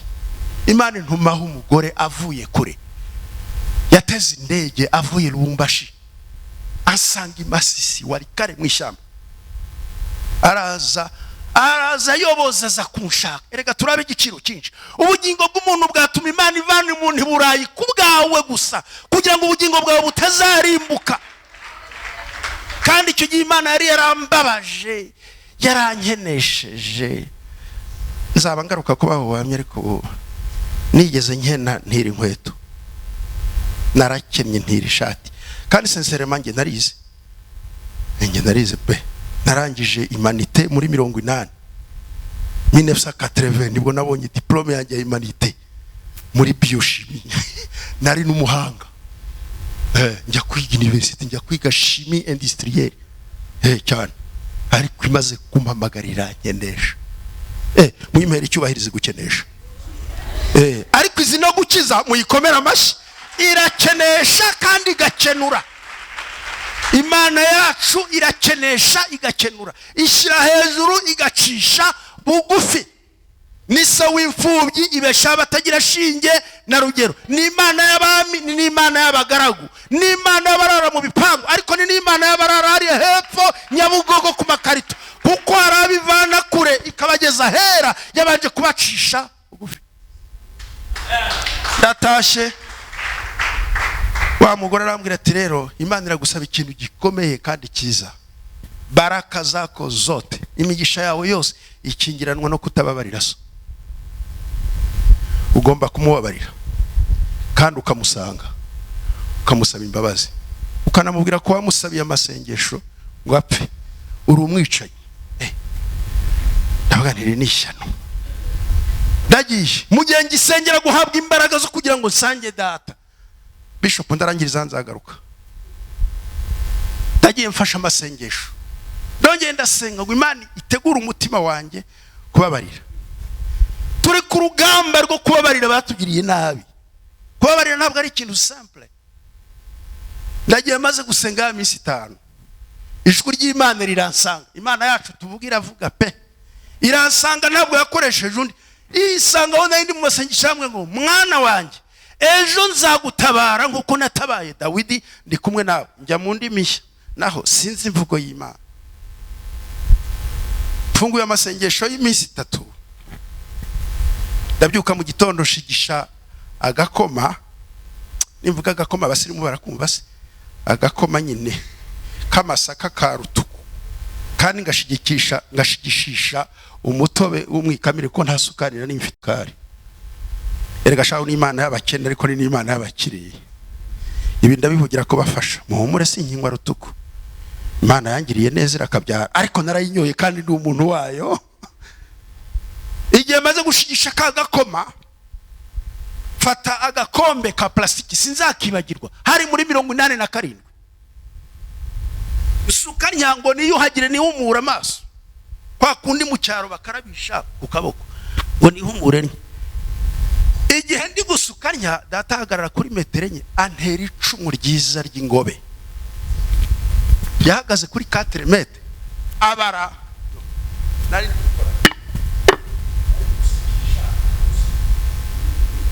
ahagarara Imana yo mu ijuru icisha hano mu kwaha ryishita kunyana y'ishashi. Ntabwo yahagurutse aho ngaho. Numva ijwi rimbwiye ngo uko niko ngutabaye, ariko kwiriye kubabarira. Icumu ryaciye mu kwaha, icumu ry'ingobe ni icumu umuntu atera intare warishikuza rikavanamo umutima. Ni icumu rimeze ritya ry'amahembe abiri. Uwo ni data wambyaye.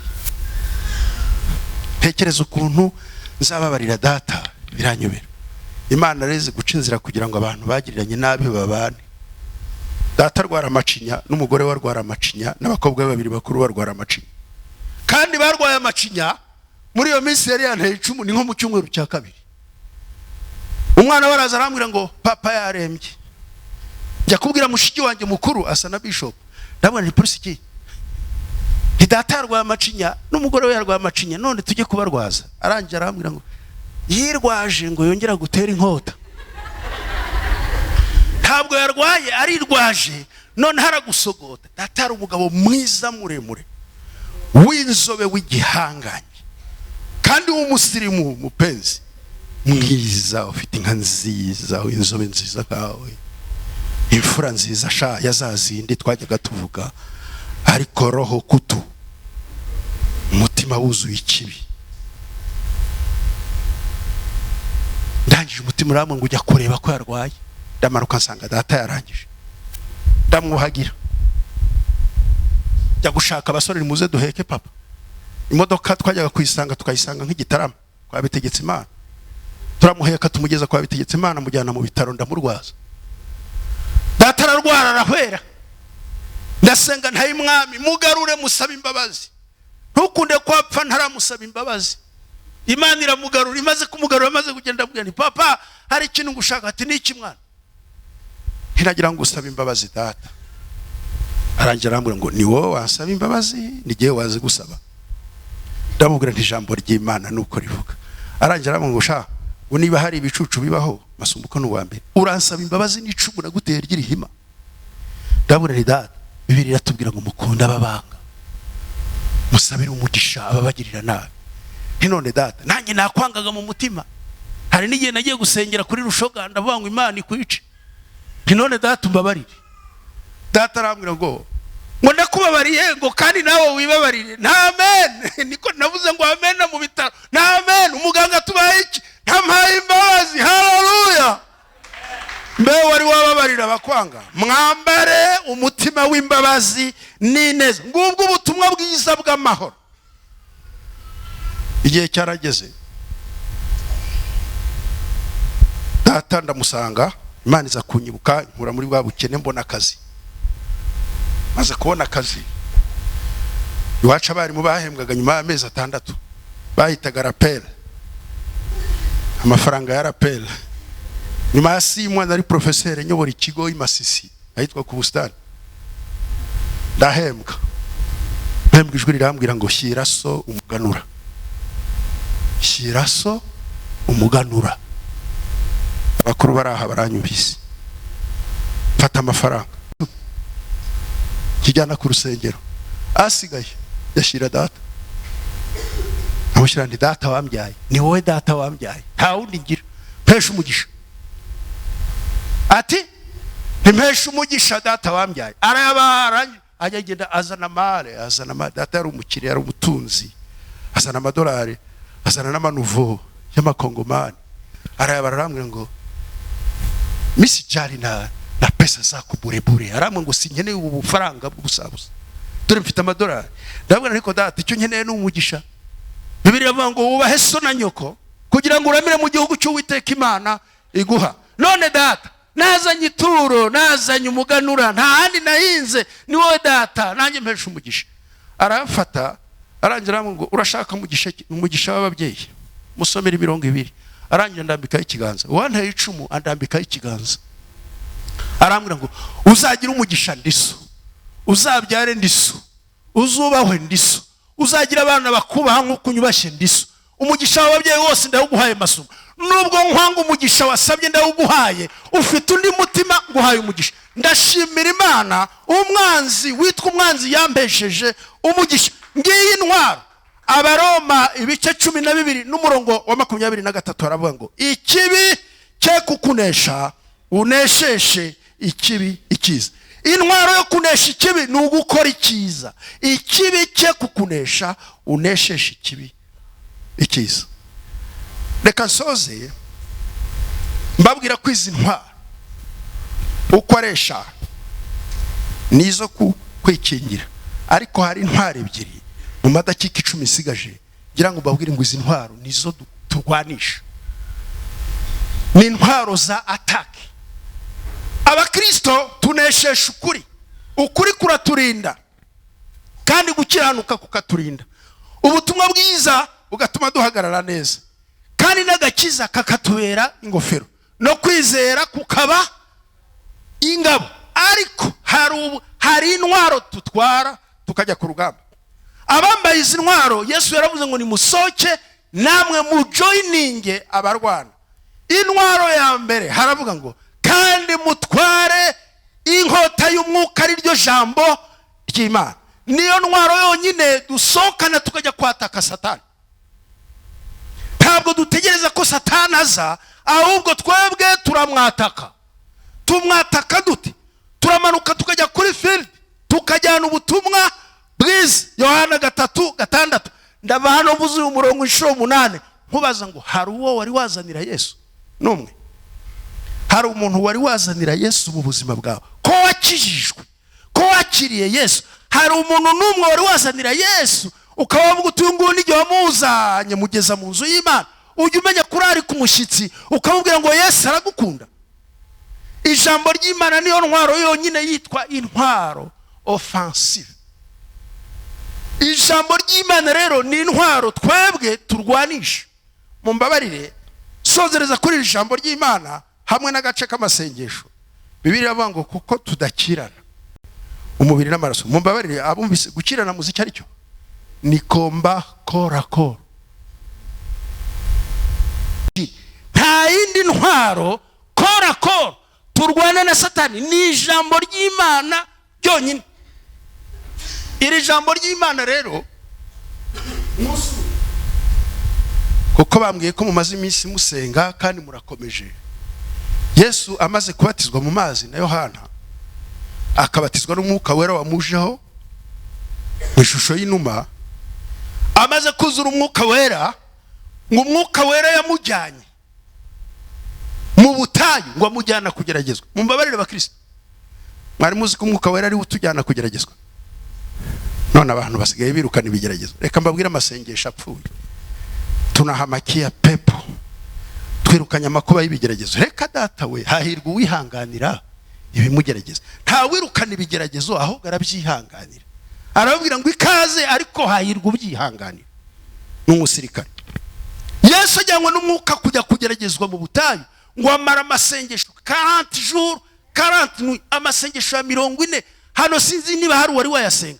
Tujya tuyasenga natwe, ariko ntabwo tuyasenga nka Yesu, kuko turasenga nijoro tugafungura cyangwa tukanywa gakoma. Yesu yayasenze sec 40. Undi wayasenze ni Mose, yayasenze sec. Masumbu ko ntayo ndasenga. Nigeze nyasenga rimwe, naye nihaye gahunda ndasenga, naye mu byutse nsenga amasengesho y'iminsi 9. Ku munsi wa 8 nka saa 11 ndaraba. Nari kumwe n'umuhungu aba mu Buholandi, arahari rwose. Ejo bundi nasenze kuri Zoom turabona. Ndaraba babona umwuka ushizemo, barampeka. Kandi twari twasengeye mu butayu kwa Sebarima, baratumanukana barampeka, banjyana ahantu biti Kagundu mu Burera, bashigisha gakoma, barampembura bakajya bampa kukiyika, amenyo yarafatanye, akanwa karagaze. Wijuru gusa nari narangiye.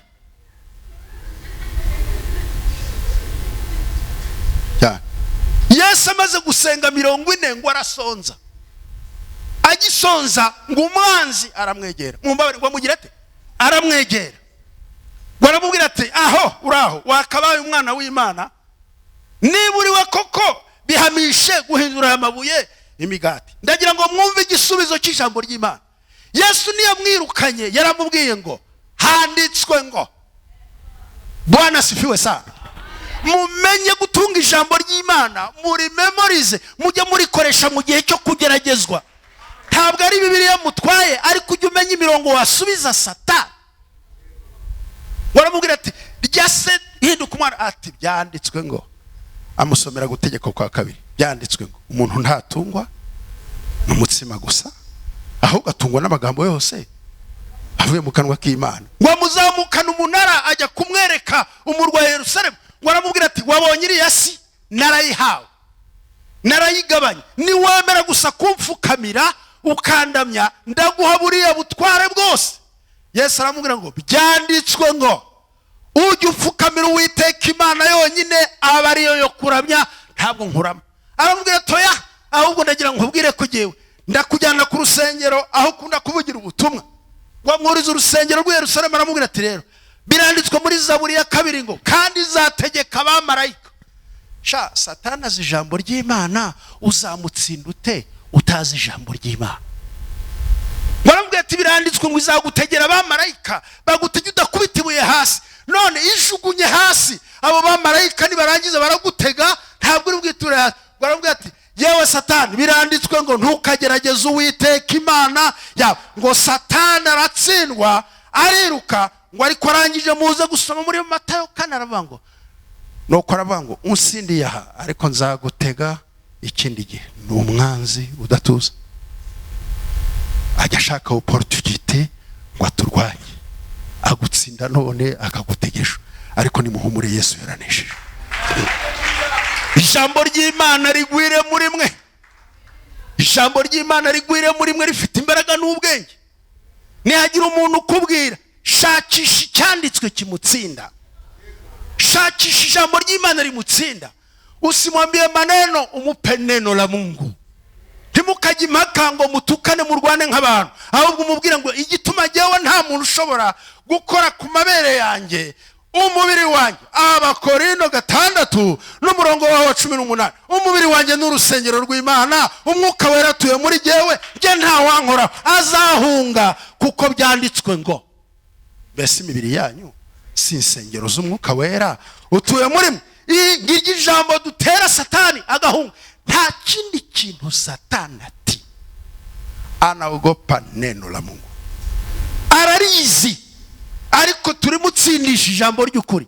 Kandi mutwara ijambo ry'Imana n'inkota y'umwuka, niyo muzabasha gutsindisha umubisha wanyu agaheruka.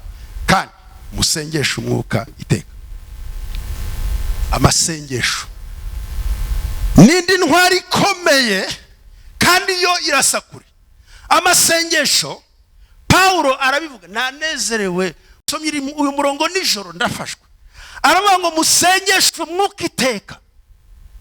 N'Abefeso 6:18, musengeshe umwuka iteka mu buryo bwose bwo gusenga no kwinginga, kandi munyumve neza, musabira abera bose, mukomeze kuba maso musenga, persévérer dans la prière, kandi mubabera musabira abera bose. Munyumve neza, nanjye Bwana sifiwe. Paul aravuga ngo nanjye musengesha umwuka, ariko musengera abera bose, ariko nimuzibagirwe umushumba wanyu. Akeneye amasengesho yanyu kuruta uko mubitekereza. Yewe wavuze ngo ni umugabo w'Imana, umugabo w'Imana w'umunyantege cyane, umunyantege. Ubu mbeshejweho n'amasengesho yabo nabwirije. Nukuri herutse kunyarukira hanze ku mugabane w'Uburaya, ndanyaruka gezeyo, umuntu arandamutse, twari muri train, aravuga ngo uyu mugabo ndamuzi. Ndikanga kuko icyo gihugu nibwo bwari ubwa mbere ngeze. Aramwe umuntu uri Masumbuko Yosuwa, ngo wambatirije kuri tamutamu ku Gisenyi muri 99, wambatirije kuri tamutamu ku Gisenyi n'akabari twaya tubatiriza ku Kivu hebo, wambatirije kuri tamutamu muri 99. kandi nigeze nsonza untwara ku igare umvana rya Bizige ungeza ku Gisenyi. Icyo gihe nakoreshaga igare. Kandi ugejeje iwawe umugore wawe umugabekazi ansongera ubugari ampa n'ikirahuri cy'amata, arangira ngo ungaru naho birinjiri. Ndamubwira niwo mwuga wanjye, arangira ngo ndanezerewe kubona umuntu wambatije. Icyo gihe wari umusore muto, none ndabona ushaje. Nyabuneka musenge umwuka iteka, kandi musabira abera bose, kandi nanjye musengere, kugira ngo uko mbumbuye akanwa mvuga ubwiru bw'Imana nk'uko Imana ibishaka, ntagoreka ukuri ku ijambo ry'Imana. Amasengesho ni intwaro ituma atmosphere y'ubuzima bwacu bw'urugamba rutworohera. Iyo twasenze ijambo ry'Imana rikora neza. Iyo twasenze dushobora kubona imbaraga zo kubabarira. Iyo twasenze tubasha rwose kwambara tugahamya ukuri. Iyo twasenze twuzura umwuka w'Imana tukababarira batugirira. Amasengesho atubashisha kuba intwari igihe cyose n'ahariho hose. Amasengesho aduhindura kubabera n'abagabo b'intwari, tugahamya Yesu ko ari umwana. Imana idufashe itubashishe kwambara intwaro zose z'Imana, gutwara ijambo ry'Imana, kandi no gusengesha umwuka iteka ryose, kandi tugasabira abera bose, kandi tukibuka no gusengera n'abungeri. Reka mabwire y'amasengesho abeshaho igihugu. Abantu banjye bitiriwe izina ryanjye nibicisha bugufi bagasenga, nibihana ibyaha byabo bagasenga, nzabumva ndi mu ijuru mbakirize igihugu. Itorero tubasha gusenga tugahagarara mu cyimbo cy'Imana ko twitirirwa Imana, Imana igatanga amahoro mu gihugu no mu mahanga, tukabona umudendezo w'ivugabutumwa. Amasengesho ni intwari igera kure. Amasengesho agera aho tutabasha kugera, kandi musengesha umwuka iteka. Ndagira ngo mbabwire ko izi ngabo z'umwami ni ingabo zitarwana hagati yazo, ahubwo ni ingabo zirwana ziri kumwe. Bibiliya iravuga ngo musabirane, mwikoreranire umutwaro, kandi mube hamwe. Turi ingabo zijya inzira imwe, ntabwo turi ingabo zirwana. Mfite agahinda cyane k'itorero. Gusengesha umwuka bisobanuye iki? Ugiye gutuma njya kure kandi nashoje amadakika yanjye. Igituma tuvuga ngo dusengesha umwuka, ndagira ngo bamenyeshe isezerano Yesu yahaye abigishwa be. Yarabavuze ngo munyumve neza, kandi nzaboherereza umufasha. Yohana 16. Kandi azenda ku byanjye abibahe, kandi uwo mwuka azajya abibutsa ibyo nababwiye n'ibyo nabakoreye, kandi azajya abahishurira n'ibyenda kubaho. Umwuka wera niwe provision y'ingabo z'Imana. Niwe umenya aho turi, niwe utwibutsa aho twavuye, niwe uduhishurira aho tuzaba. Niyo mpamvu gusengesha umwuka nuvuga ngo dusenge ariko tuyobowe n'umwuka iteka ryose. Gusengesha umwuka ni ugusenga tuyobowe n'umwuka wera. Buriya umuntu utagira umwuka wera ntashobora kumenya iyo ava n'iyo ajya. Reka mbabwire aka kantu. Ubu buhamya mbahaye simbabwiye ngo muzajye kubivuga, ariko ubu buhamya muzi igituma njya mbuvuga, nuko nzi ko abantu benshi bafite ibikomere byo mu miryango basengera ku bikomere. Hakaba hari umukristo ariko yanga nyirasenge, yanga na nyirabukwe, akaba ati nzarinda mfa iki gikecuru, nzarinda mfa ntakibabariye, mbabarire umubyeyi wawe. Abantu mu buzima bwabo, iyo udafite umwuka wera iteka ryose, uhorana inzigo, ugahorana umubabaro, ugahorana ibyakubayeho, amateka yawe yose ukayikora. Ariko hari igihe umwuka wera ajya kubwira ngo ariko ijambo ry'Imana rivuga ngo Yesu yishyizeho ibyaha aratubabarira, ariko yishyizeho n'intimba zacu, yishyizeho n'ibikomere byacu. Ijambo riduhesha amahoro ryari kuri we. Niyo mpamvu dukwiriye gusa na Yesu. Umwuka wera akongera akakubwira uko ukwiriye kubana amahoro n'abakugirira. Umwuka wera ni umufasha, ni helper, ni comforter. Umwuka wera ni mtetezi mu Giswahili. Umwuka wera ni advocate. Nous avons un avocat auprès du Père. Umwuka wera ajya dusengera. Abaroma 8:23. Nicyo gituma tutazi uko dusenga, ahubwo umwuka wera ajya dusengera atunihira iminiho myinshi, kandi Imana ikamenya ko iminiho y'umwuka ariyo myiza kuruta amarangamutima yacu. Musengesha umwuka iteka. Umuntu utagira umwuka wera ntajya yibuka ko yigeze ababara, ahubwo nta nubwo yibuka ko yigeze yishima. Umwuka wera ajya tuzanira amateka yose, akakubwira ngo witwa nde? Witwa Mutunzi. Uzi ko umwuka wera ashobora kubwira ngo Mutu,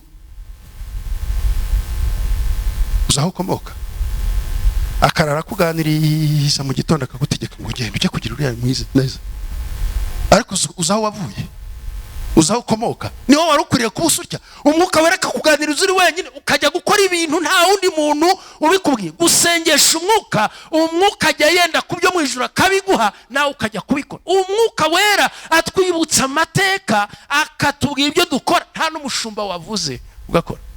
Nigeze mbona umugabo umwe turi mu rusengero Butare, ari muri 2002. Icyo gihe yaraje asanga turi gukora, twari turi kubaka urusengero kwita, tuvuga ijambo ry'Imana dutanga n'ubuhamya. Arangira avuga ngo aka kagabo kavuze ibintu ngira ngo hari bakabwiye iwacu. Arangira avuga ngo ntabwo narinzi ko hari abantu basa nawe babonye ibyago nk'ibyanjye. Ati kubw'iyo mpamvu hari kera 2003, ati nzanye miliyoni y'amanyarwanda muri 2002. Yari amafaranga menshi, kandi yaravuye hese, yaravuye i Burundi. miliyoni imwe y'amanyarwanda muri 2002. Nari umushumba w'ururembo rwa Butare. Arayazana ramwe ngo nari ntazi ubuhamya ukuntu nabaga mu kigonyi cy'inzu, inzu y'ibyatsi, isobe igashira hakameraho uruteja, imvura yagwa ikakunyagira mu matwi. Mwamenya ko iyo nzu nayirayemo, wageze iwanjye ukareba ukaba wabimenya nakwambiye. Ubu wamenya ko nigeze ngira ibiro 47, 47 kilo, kandi mfite abana babiri, kandi ndi umubwiriza butumwa. Nari poamusha, ariko muri iyo myaka ntanga ubuhamya uko nari imeze. Nambutse umupaka w'iki gihugu, mva muri Kongo meneshejwe, nta inka n'ibikuyu. Nambutse umupaka wa Kongo pieni, ntagira na rugabiri, pieni n'ibirenge ibi, shinyitse amenyo, mfite ibiro 43, mpunga niruka ntazi niyonjya.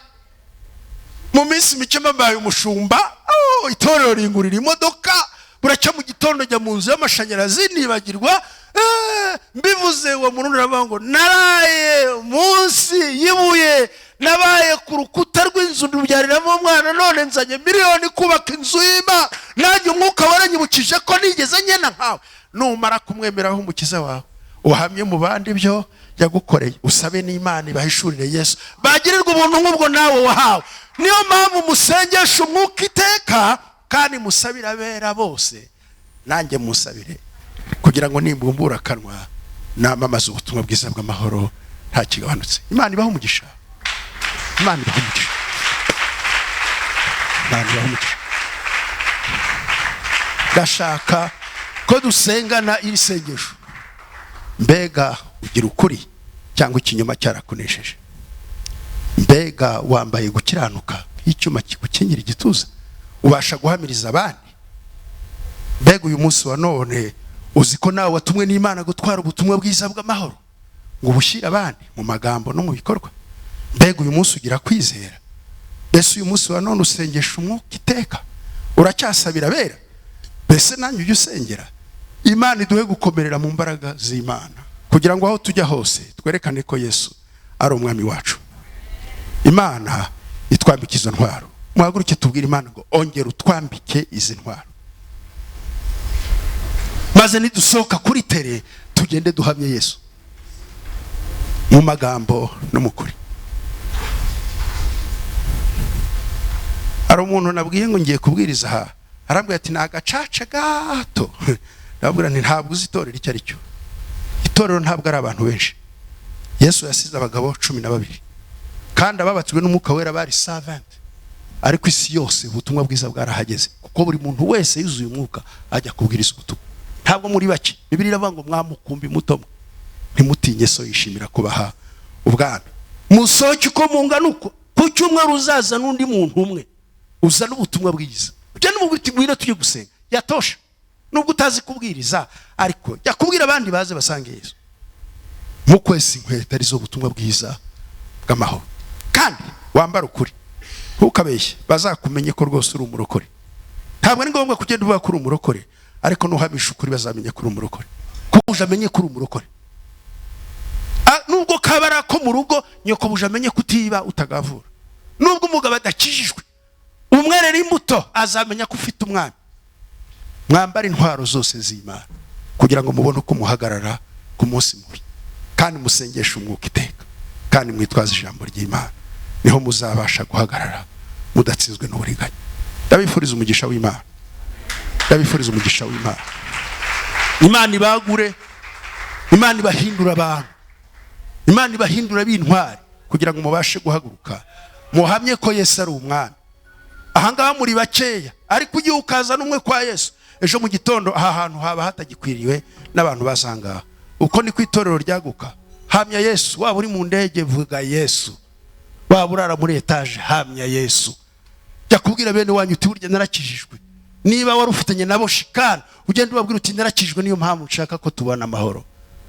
Imana ibaho umugisha. Reka dutegere Imana ibiganza tuyibwire ngo utwuzuze kandi utwambike izo ntwaro zose z'Imana. Mana data wa twese uhoraho, turagushimiye ko wabonye kudutumye mu isi, kandi ko tugiye kurwana n'ibinyambaraga n'imyuka mibi, n'imyuka mibi y'ahantu ho mu ijuru. Turagushimiye kandi ko watwambise izi ntwaro. Reka uzambike aba bagabo n'aba bagore muri uyu muryango, ugirire neza umusha wawe n'umugaragu wawe uri imbere yawe gutegeye ibiganza, umwambike umufurebe, umwambike ingofero y'agakiza, umwambike inkweto z'ubutumwa bwiza, kandi umuhe gukenyera ukuri, yambara icyuma gikenyera igituza ariko gukiranuka, kandi wongere kuzuza abantu umwuka wo gusenga kugira ngo babashe guhangana n'iyi minsi mibi y'imperuka, kandi tuzamura ibendera rya Yesu tuvuga ko ari umwami iteka ryose. Turagushimiye kubasha kudukorera ibiri tuye tugusabye, icyubahiro n'ishimwe bibi byawe, uduhe kurwana neza no kuzanesha neza ku bwa Kristo Yesu umwami wacu. Amen.